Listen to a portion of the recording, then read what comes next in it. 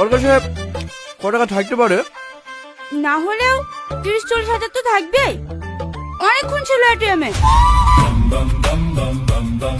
রিঙ্কি, এতক্ষণ একটা কাজের জিনিস পেয়েছি, আর পুলিশের টেস্ট ভাড়া করতে হবে না।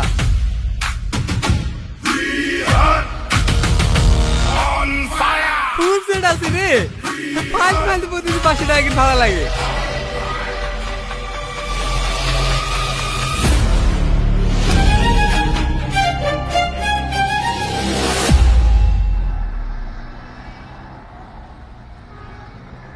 স্যার, এই মালে কত বছর জেল হইতে পারে? কিডন্যাপিং 363, মেয়ের বয়স 18-এর নিচে, সঙ্গে পক্সও অ্যাড হবে। আর এদিকে মেয়ে পাচারের 307 ধারা, কনফার্ম ফাঁসি। হ্যাঁ, ফাঁসি তো হবেই। কিন্তু 307 ধারা তো অ্যাটেম্প টু মার্ডারের কেস। এই, তুই স্যার থেকে বেশি জানিস? স্যার যেটা বলছি সেটাই ঠিক। কথা বলছে আবার। বাইসে চাইলে আমার কথা শোন, লাখখানিক টাকা দিয়ে স্যারের সাথে সেটেলমেন্ট করলে।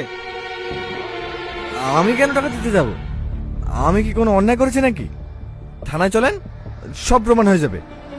আমিও পুলিশ অফিসার। এই গাড়ি থামাতো।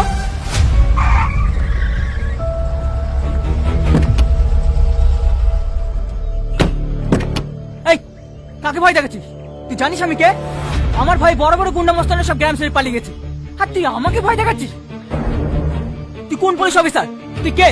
শালাকে এখানে এনকাউন্টার করবি? স্যার স্যার স্যার স্যার, একটু শান্ত হন স্যার, আমি বোঝাচ্ছি।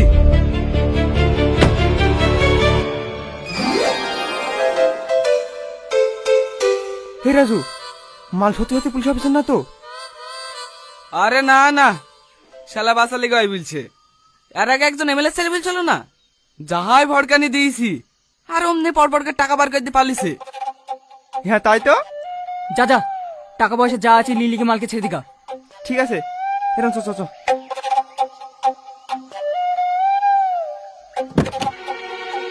এই, তুই কি পাগল? আমি না থাকলে এক্ষুনি কি হইতো? ও হচ্ছে আমাদের থানার সব থেকে ডেঞ্জারাস অফিসার। ভয়ে ওর সামনে কেউ কথা বলে না। 1 সপ্তাহ আগে দুজনকে একসঙ্গে এনকাউন্টার করে মেরে দিয়েছে। এ পুরুষ আবার ওর সামনে ডাপুট দিতে যাইছে। মাথা মোটা, নাহলে ওই স্যারের সামনে কেউ ডাপট লাই। গাড়িতে ওঠার পর থেকে দেখছি ভাবলিছে। ওই স্যারের সামনে ভাবলিলে তো জীবনটাই হারাবে। বাই বাই রাই।